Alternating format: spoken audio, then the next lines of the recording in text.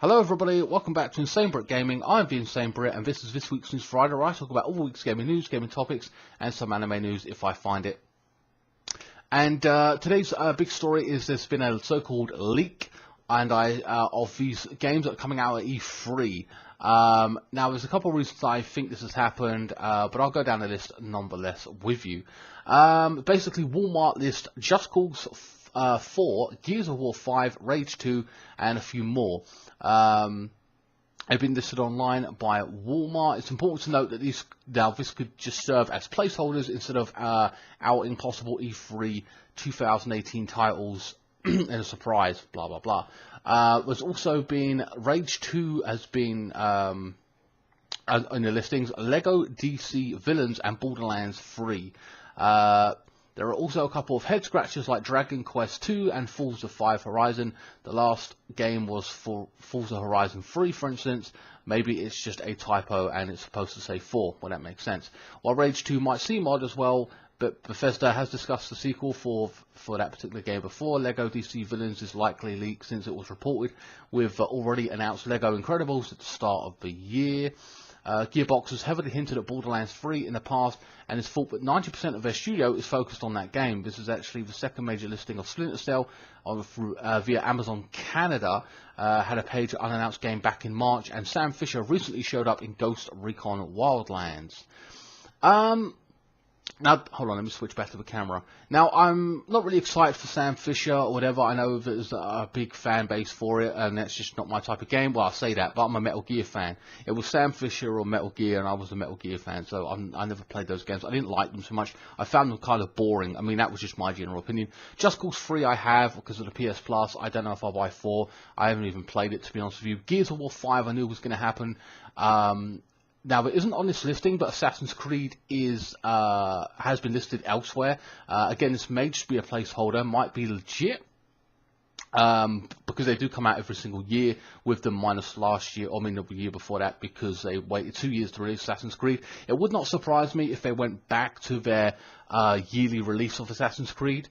I don't really want them to. I want it every 2 years because then it makes it that little bit special, but I don't know. I haven't played the last one, so what do I know? Halo 6, I suspect, hasn't been listed here, but I suspect it's coming out. I think they missed it last year and they said they weren't coming out. It'll be this year, so I'm hoping they're not talking about it, but Halo 6, I think, is going to be coming. So those are the games that more or less have just been announced. The only one I've added in there is Assassin's Creed, which I heard elsewhere. Borderlands 3, I didn't like 2, I couldn't play the game. The FOV or whatever was making me feel sick when I played the game, so I don't know if I'd be picking that up. And the guns, to me, were all the same. They sounded the same. It was like, you know, oh, it shoots ice, it shoots fire, over 1,000 guns or whatever. But again, that's my just general opinion.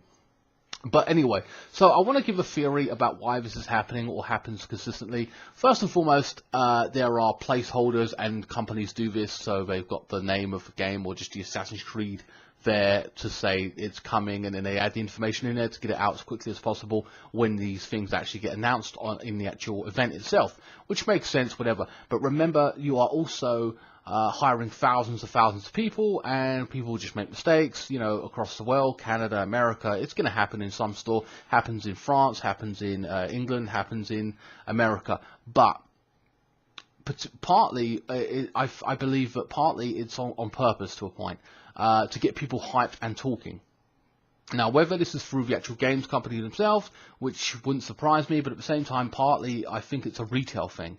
Because if I announce right now, if I'm a store, that, I don't know, Halo 6 is coming out, or I don't even know what right now. A new Batman game is coming out, and I've listed it on my website, my store, my Amazon, my Walmart, my game, or whatever it may be.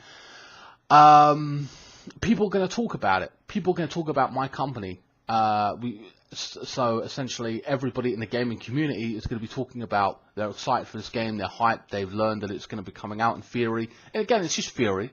But if there's the context is there, it's actually like it is coming, and I put it there because I got some inside information. People are going to be speaking about my store. They're going to be speaking about my company, not in a negative light, in a, oh, it got leaked, and then everybody goes there to pre-order, or is talking about their company. So it's good press regardless of whatever. So I think that's partly why it happens.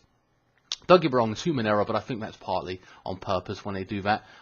So you go and either pre-order at that specific store because they're the first to have it, or you check it out. or at the end of the day, you're just talking about them and it promotes their store across the world in that gaming community with big YouTubers, small YouTubers on Batman fans in general, on forums and God knows where, talking about this game or that company. You know what I mean? They're talking about who leaked it and X, Y, and Z. So I think it's like just publicity essentially for them.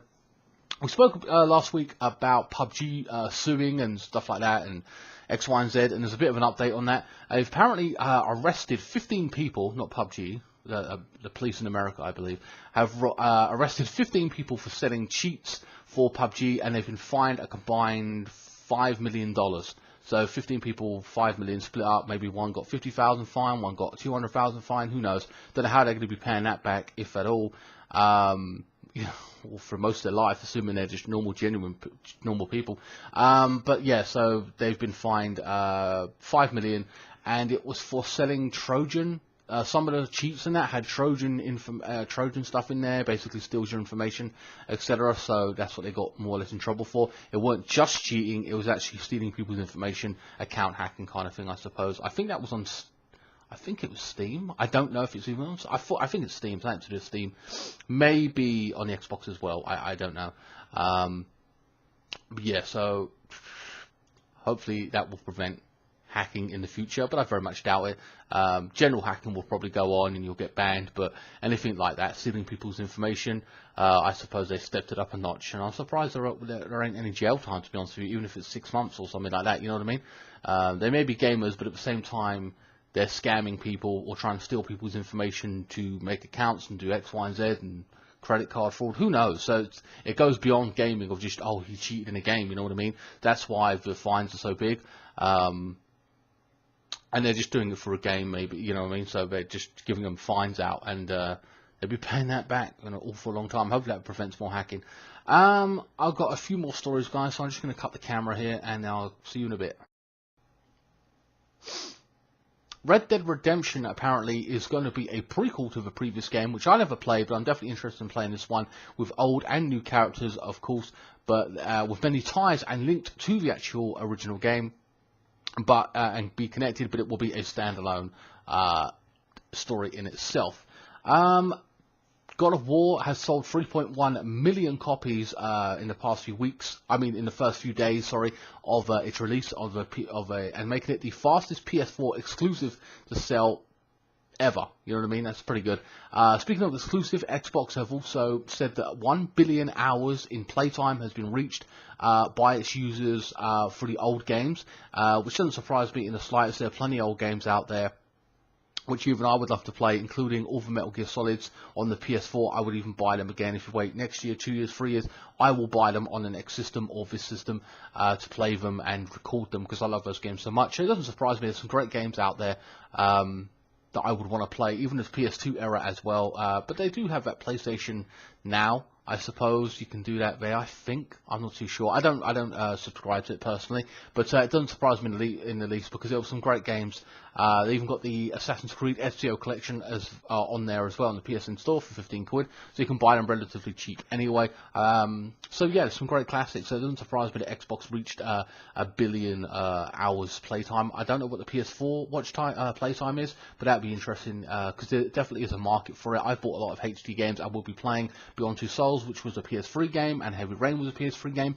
I played them and both. I will be playing them both on the PS4. Heavy Rain's already completed. Beyond Two Souls I will go back to and play, which was this month's PlayStation Plus release as well. Alright guys, let me just find one or two more stories, and the last two stories that I have for you are actually related to movies. We have a brand new Predator movie apparently coming out. That is dropped, and apparently it relates to Predator going back to Earth, these group of predators, and trying to hibernate or something or other. But definitely a new Predator movie. I didn't think the one with Adrian, I think his name's Adrian Brody, when they're in the jungle again, I think that was really good, but they copied so many elements from the original Predator 1, the Arnold Schwarzenegger one, where he was in the jungle. I didn't like that aspect. They kind of copied it from the 1991, which is an absolute classic for 90s movies. They brought that back. it was just a copy and paste movie. I didn't really enjoy that aspect of it too much. I thought it was too what we'd seen before. I didn't mind the fact there was two kinds of predators fighting each other, but it weren't the greatest story on the planet. But I did enjoy the concept of being on their planet, which I would love to have explored more of and whatever, and went deeper into it. It is what it is. So back here on Earth, I don't know. It's going to be interesting, but I don't know how I feel about that. We'll just have to wait and see if it's any good or not. But it can't be worse than that fucking one with the teenagers, which was fucking trash. Oh.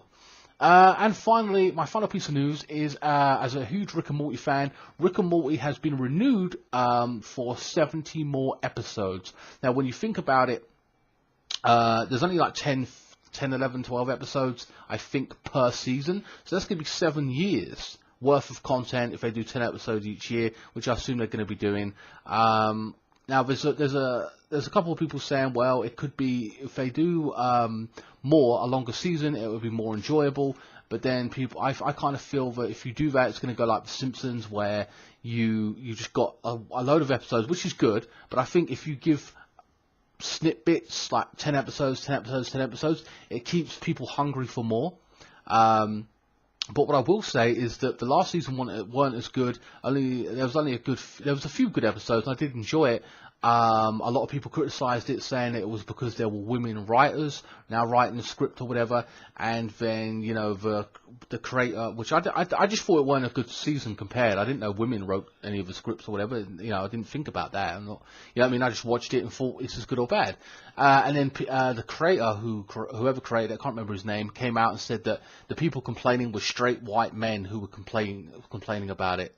That was it. And I'm like, you're a fucking idiot, you know what I mean, for that shit. I don't agree with that guy's politics. How can you sit there blaming one demographic of people complaining? If people complained, or straight white men are your fan base, then that's your fan base. Like, come on, it's ridiculous. Of course, girls like it, kids like it, whatever. So I don't agree with his politics here. I think he's a fucking idiot for that shit. Like I said, I'm still a fan of the show.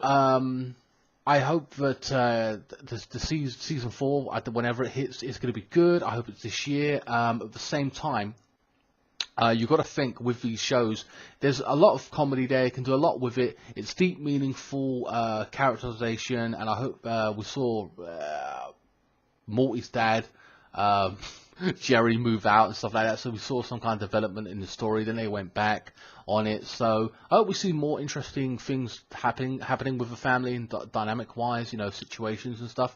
Hopefully bring them 1 or 2 more characters. Who knows? But the problem with a show like that is it can get stale over a period of time. It's going to be 7 years, and the story will have, each season goes on, will have less and less impact, and people will drop off. But that's the same with everything and anything, from game series. People get sick and tired of it. It's jammed down your throat. Assassin's Creed. You know what I mean? So it happens with everything and anything. Even my food reviews. People just drop off and not interested anymore, and X, Y, and Z. So that's going to be the long-term thing that's going to happen. I hope to God I can be interested and stay into it for a long period of time. I'm definitely excited about the fact that it's been renewed for 7 more seasons, or whatever you want to call it, or 70 more episodes. That's going to be really, really cool. So yeah, that's something to look forward to. Batman Ninja comes out this Monday. I might buy it, I might not. I will be getting it, don't get me wrong, but at the same time, I don't know when, so I have an unboxing for you for that at some point, hopefully in the next 2 or 3 weeks. I don't know. And then I'll have another anime unboxing as well, hopefully as well, coming up. There will be a food review tomorrow. Well, not a food review. There'll be a drinks review. Yes, I will be doing a drinks review, so don't forget to check that out. Anyway, guys, hope you enjoyed this video. Please join me for the bonus episode of Life is Strange on Monday. Life is Strange finishes today, by the way, so check out the final episode. And then I'll have on Wednesday, I will have a final secret ending to Life is Strange as well, which I'll release. Anyway, guys, I will see you next time. Thank you so much for watching.